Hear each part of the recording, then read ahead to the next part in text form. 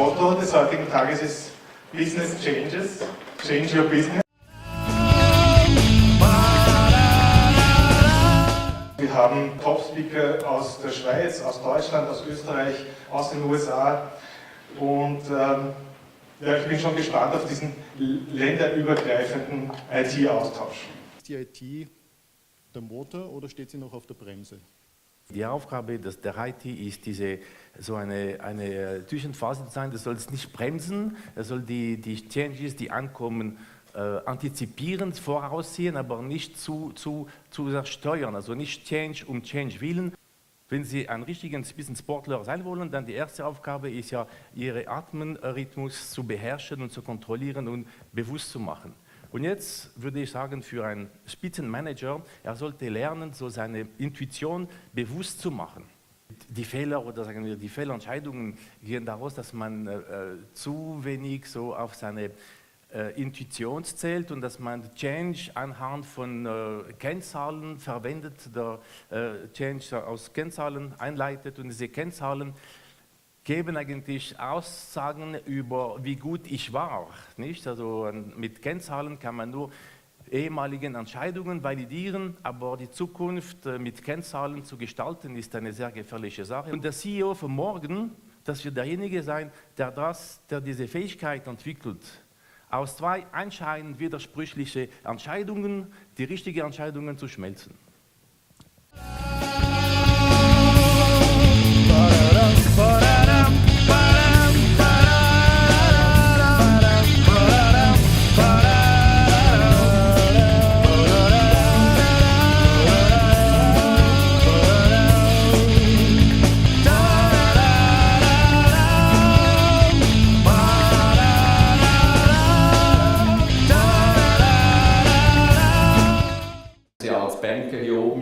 Dann sind Sie sich mal zuerst bewusst, dass Sie in der Sozialhierarchie der öffentlichen Meinung irgendwo ganz unten angekommen sind, sogar noch unter den Rechtsanwälten. Und wenn Sie dann in der Schweiz noch von der UBS sind, dann sind Sie zumindest mal berühmt. Das ist so wie Fußball. Über die UBS hat jeder eine Meinung.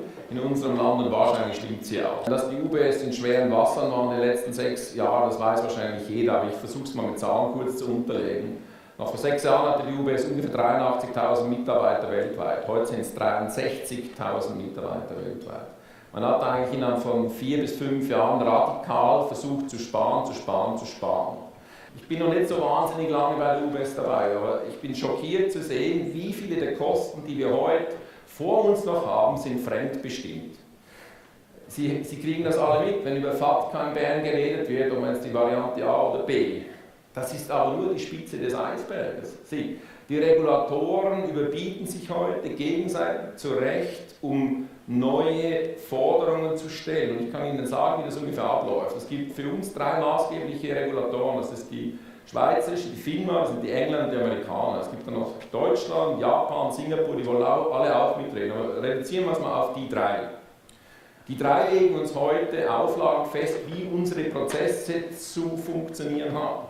Wir haben gleichzeitig die Situation, dass wir die Margen verlieren, auf der einen Seite und auf der anderen Seite, dass wir regulatorische Anforderungen kriegen, wo wir in unserem Haus schätzen, mehrere 100 Millionen in den nächsten 4, 5 Jahren. Und wir kommen da in Beträge, die sind also absurd hoch. IT ist ein Bestandteil des Problems, aber natürlich auch der Lösung. Von der UBS hat zu Recht erkannt, dass wir ein paar Dinge gleichzeitig tun müssen. Wir müssen unsere Risiken verändern, wir müssen das Investmentbanking-Geschäft neu strukturieren und ausrichten und wir müssen gleichzeitig uns auf Kunden fokussieren, auf Qualität fokussieren und auf Effizienz. Nun, jetzt könnten Sie sagen, ja, das Industrialisierungsprogramm ist auch nichts anderes als ein schönes Wort oder eine schöne Beschreibung für das Thema Kosteneinsparungen. Und tatsächlich, wenn Sie mal so in der Welt rumschauen, gibt es viele ähnliche Programme. Das einzige, das Industrialisierung heißt, haben wir. Alle anderen heißen so New Structure, New Organization, Cost Effectiveness and Efficiency. Und wir haben vom Team her, von unserem Programm her, früh den Anspruch erhoben, dass wir nicht einfach nur die Kosten runterhauen, weil das geht dann irgendwann nicht mehr. Simplify is to do whatever we can in the current environment to find short and mid-term opportunities to drive cost out. And transform is really working with the business, be strategically aligned, to understand where we're going from a business standpoint and how do we get so integrated with what we're doing is we can provide the opportunities for them to be successful in that journey. We've taken out, I don't know, I think I've actually got a chart to show you about 40% over the last few years in our infrastructure costs through outsourcing and vendor management. One of the things that we've learned as we've gone through this is there's a number of things you need to have in place. One is you have to be completely, utterly transparent about what our capabilities are as an IT organization and what the cost is of the current infrastructure. So in order to do that, you have to have a very, very strong governance process. If we're going to do this, is that the IT organization needs to be an execution machine. I mean, we have to be able to do exactly what we say we do. The sort of the traditional IT alignment where, okay, we understand what's going to happen, and then we try to figure out how to get there. When I talk about alignment, I think is much like Frederic, is integrated in with the business in terms of what the business needs to do. Consistency, ability to interact in a structured fashion at a regular cadence. Be consistent in everything we do and everything we say. And it still amazes me in this day and age how IT organizations will commit to do something, to spend the money of the corporation and not really have any perspective as to whether they can even do it or not. I strongly believe that it's one of the most difficult jobs in the enterprise nowadays. At the same time, the world is changing. Our companies are changing. Competition is growing.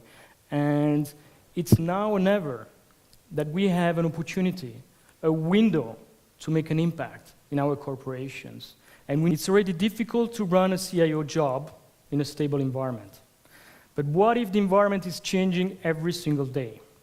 And we are living in a world, and I'm pretty sure whatever the industry you're in, we heard about the bank industry, we heard about different industries, pharma, chemical, automotive industry, you name it. Every single industry is changing at the moment. Our kids are at the door. They are at the door of the new economy. The kids, your kids, will enter in what, 10, 5, 15 years, the companies we're in. I can tell you, my son is 20 years old. He's studying at MIT in Boston. My daughter is 18 tomorrow. These guys are completely thinking differently than the way we do. And still we have problems in rolling out iPads and iPhones in our companies. So, let me make my first point. Everything around us is changing. I'm trying to convince you that you need to understand what's going on in your industry. My last 5 years have been a nightmare, but so rewarding. I grew so much, I learned so much. It's in difficult times that we grow, and we're living in difficult times. I really hope that you have difficult times in your jobs, because that means you are growing. You are out of your comfort zone. At the same time, as my predecessor on stage said, CFOs, just ask us on top of it, by the way, Fred, you have to reduce the cost of IT by 30%, because it's way too much. Okay? So you start to see how many things you need to orchestrate and do at the same time. It's an impossible mission. One day, I was almost ready to quit and say, that's impossible. I cannot make it. Nothing is impossible. You just need to believe in it, have the courage to tackle everything at the same time. I believe that business and IT alignment is completely wrong and doesn't mean anything to me. It doesn't mean anything. We always try to align to the business. The business is going somewhere, it's so important. We try to follow. IT is always behind trying to follow the business. And you try to follow a moving target. By the time you are aligned, the business is going somewhere else because there's a divestment or new acquisition, and you're not aligned anymore. So we keep aligning. What is the IT answer to the business strategy? There is no IT strategy in this world. There's only a business strategy, and you should be part of it. I like to say that we are not in the business of IT. We are in the business of our business. IT is only one component we need to use to leverage to boost the business. You've understood the message. Put your hand on business process management if you can, because this is the key to elevate IT to the agenda of the company. I hate talking about business or IT, so I try to find a word that would combine both. And I've built a digital business strategy for Merck by 2018. Okay? And in there, we don't talk technology at all. We talk a little bit of business, but we talk about what are the digital capabilities that we need to beat competition in the coming years. One of the three things I was asked, what are the three skills that a CIO should have?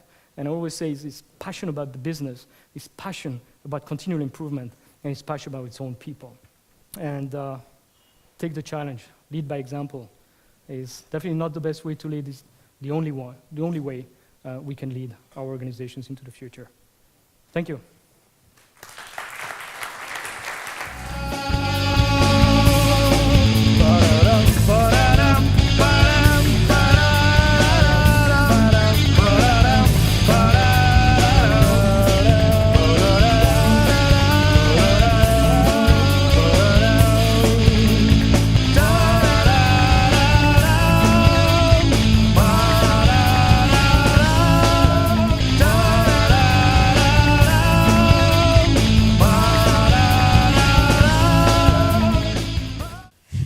Great pleasure to have you here. It's an exceptional pleasure to give you the award of the CEO of the Year for Switzerland.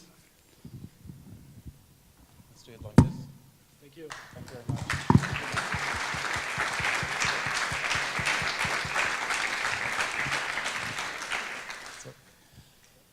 Congratulations. Thank you. I have the same one in my office, and It's heavy. watch it, it's really heavy. Try to hold it. Wow. Careful at the travel. Well, what made a difference? It's hard to say. There's so many things that popped out when the jury went over. Just to give you one artifact, the jury asked, Andreas, can you organize a visit so they can see and meet Fred on how he does all the great things he talks about?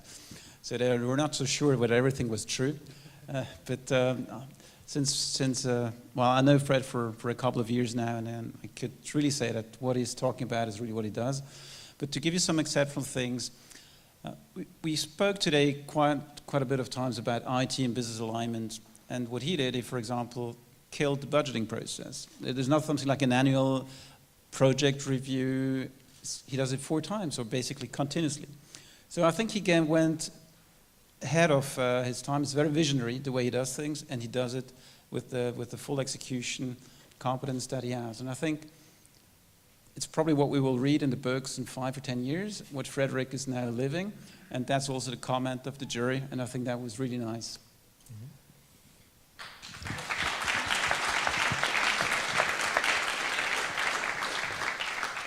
What does this award mean to you? Well, first of all, thank you very much. Like the others, I think about my team today. There's 1,000 people behind this one. You know, you can have the vision or nice slides, but to do it in real life, it's another story. It's easier to talk about it than really doing it, and it's a tough job, absolutely, and I know you do the same. So I'm really proud. I think I'm really honored to receive this award. It means a lot to me and to my team. I can't wait to go back to Darmstadt to bring this to the rest of the organization. I would say that it was a learning exercise for me to go through the process, and while I was writing the application with all the sections, and the more I was filling the application, the more I was proud and say, wow, we're really doing all this. But more importantly, I would say I've learned that there's so much more I could do with my organization, with my team, going through this. So, you know, going through the process is really a learning exercise, very rewarding. And yeah, I would like to thank the jury for understanding whatever I put in my application. Thank you.